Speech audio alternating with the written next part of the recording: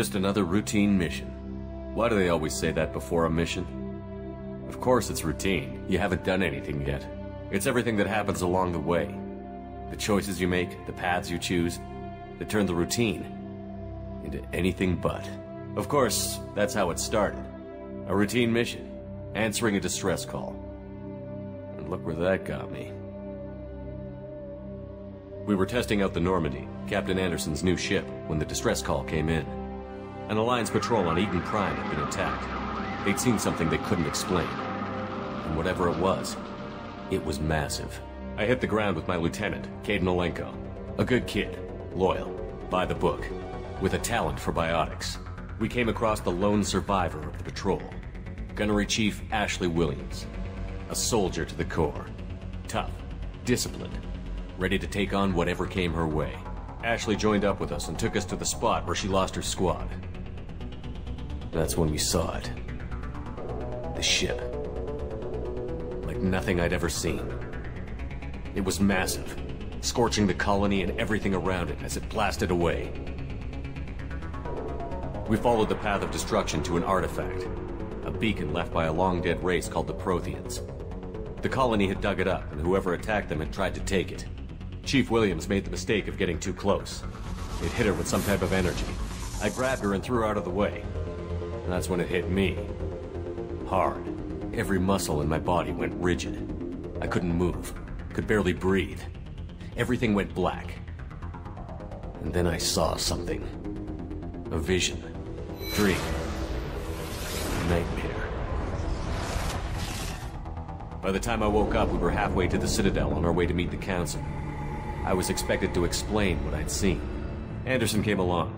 So did Adina, our political representative on the Citadel. With those two heavyweights, it seemed reasonable we could persuade the Council that the ship we'd seen was a potential threat. As was the individual behind the attacks. The main suspect for the Eden Prime massacre was a Turian Spectre named Saren. He'd been seen by one of the survivors from the colony at Eden Prime, and there was some evidence to suggest that the ship was connected to Saren. But even Adina's pointed accusations weren't enough to convince the Council. They just couldn't believe one of their chosen elite Spectres could be guilty of something like that. They needed proof. Which meant I needed proof. Fortunately, I wasn't alone in my search. Garrus, another Turian, wanted to help. A top agent for Citadel Security. Despite orders from his superiors that he shouldn't get involved, he told me he was suspicious of Saren, and he had some useful leads. More importantly, he was willing to share them. That led me to Rex, the biggest, nastiest-looking Krogan bounty hunter I'd ever seen. He turned out to be more than just a brute. It was his intel that led to a fugitive with incriminating evidence on Saren. The fugitive turned out to be an energetic little Quarian named Tali. A tech expert with a knack for hacking, she'd procured some information on Saren. Evidence that proved Saren was dirty. Tali's evidence proved that Saren was responsible for the massacre on Eden Prime, and that the immense warship we'd spotted was in fact Saren's flagship. But it went much further. Saren was trying to find a way to bring back a race of sentient machines from dark space. Machines allegedly responsible for cleansing the galaxy of all organic life. These Reapers were blamed for wiping out all life 50,000 years ago, including the Protheans, then disappearing back through the mass relays to dark space, leaving no trace they'd ever been. That explained why Saren was after the beacon, and it made some sense out of my visions. But not much else. We couldn't convince the Council that the Reapers were a threat, but they agreed Saren had to be stopped. They stripped him of his Spectre status and gave me the honor of becoming the first human Spectre. My first task? Bring down Saren. Anderson decided to stay behind, giving up his ship, the Normandy. He told me I would need it more than he would. He also pointed me in a direction. Liara, a Prothean expert, adept in biotics, and maybe most importantly, daughter of Benezia, Saren's top lieutenant. And like most Asari, as beautiful as she is intelligent, and born with a unique ability to meld with other species. Liara was able to help me decipher some of the vision the beacon had given me. Nothing concrete, but it gave me some clues. And a new appreciation for the Asari. Her technique for accessing my vision was unexpected, but not at all unpleasant. Ashley was a little concerned about the connection I shared with Liara. As commander, I knew either relationship had the potential to interfere with the mission. I decided discretion was the better part of valor, and kept my focus on our goal, finding Saren. Thanks to Liara's help, we had our next lead, Venezia. Saren had taken her to Novarian, where he'd enslaved a dangerous race of insect-like creatures, the Rachni. He ordered Venezia to use the same technique Liara had used on me to extract information from the Rachni Queen. The Queen's drones were everywhere, and they weren't happy. We had to fight through hundreds of them to get to Venezia. By the time we arrived, Saren was gone. With the information, I tried to reason with Venezia, but Saren had indoctrinated her. He had somehow acquired the ability to control people's actions and wills. Venezia wouldn't surrender, and Liara was forced to watch her mother die in her arms. And I was left with an angry, dangerous Rachni Queen to deal with. She claimed her drones would do no harm if I released her. But the Rachni had terrorized the galaxy before. I couldn't do it.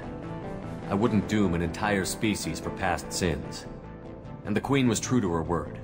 She left and took her army of drones with her. With Saren's top lieutenant dead, he was quickly running out of time and places to hide. I tracked him down at his base on Virmire, but we soon learned it was more than a base of operations. It was a breeding ground. Saren was breeding an army of Krogan. He'd found a cure for the genophage, a disease inflicted on the Krogan to prevent them from breeding and taking over the galaxy. But the Krogan Saren was breeding were slaves, mindless beasts that obeyed Saren's will. I had to destroy the base, and all its research. Rex disagreed. Violently. Rex wanted the genophage cure for his people. I tried to convince him to help me destroy it, that these Krogan weren't real. But he wouldn't back down.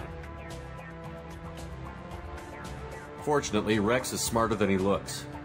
He realized this wasn't the way to help his people, and that Saren was the real threat.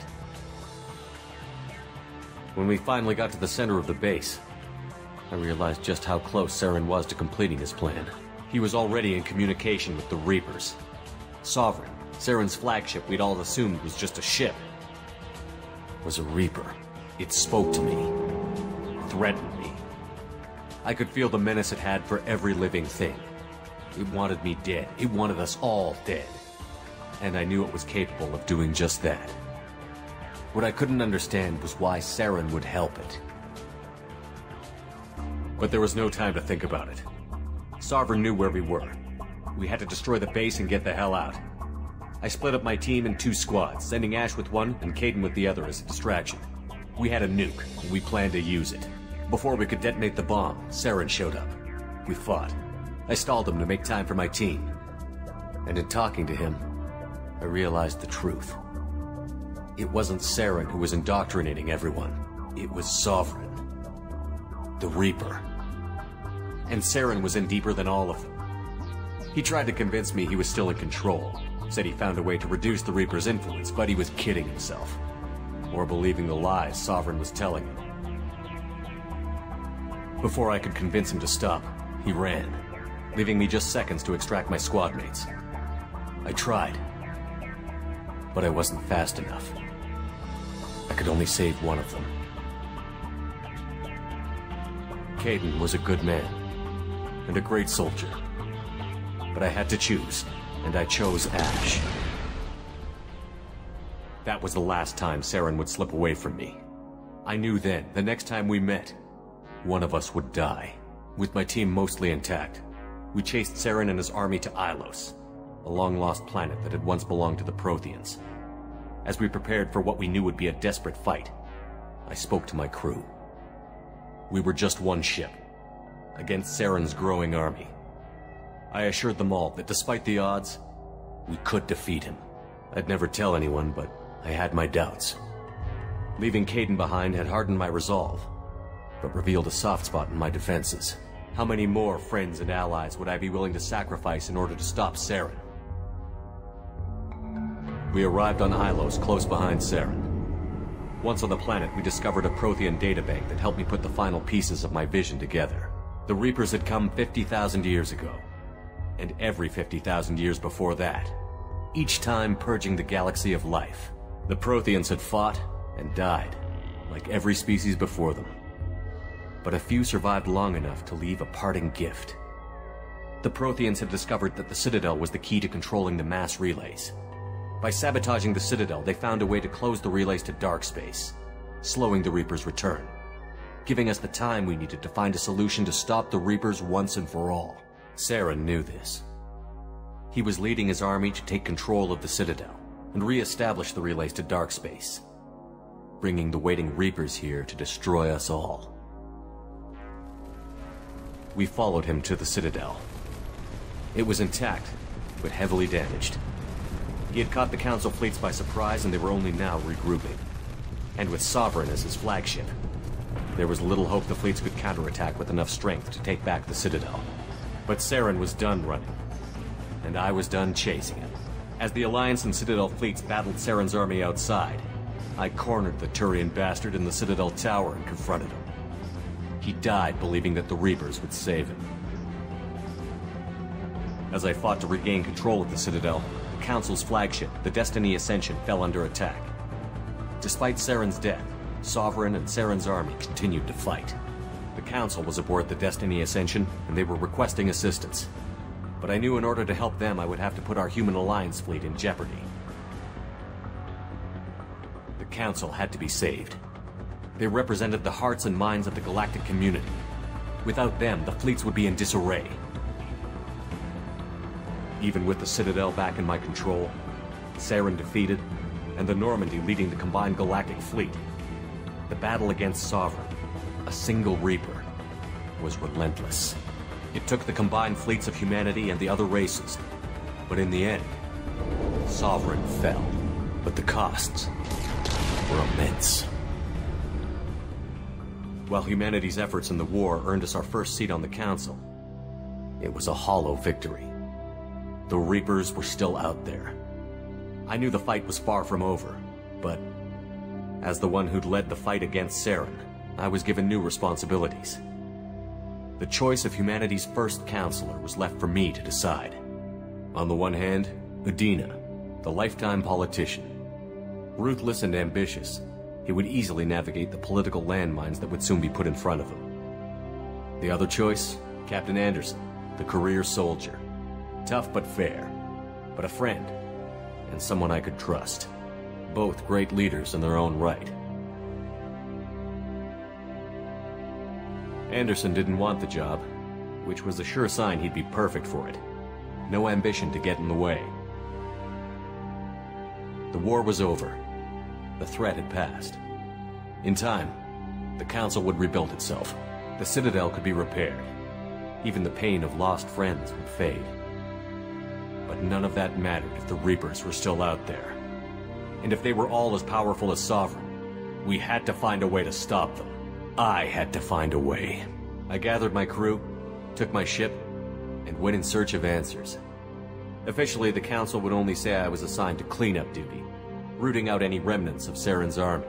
Just another routine mission.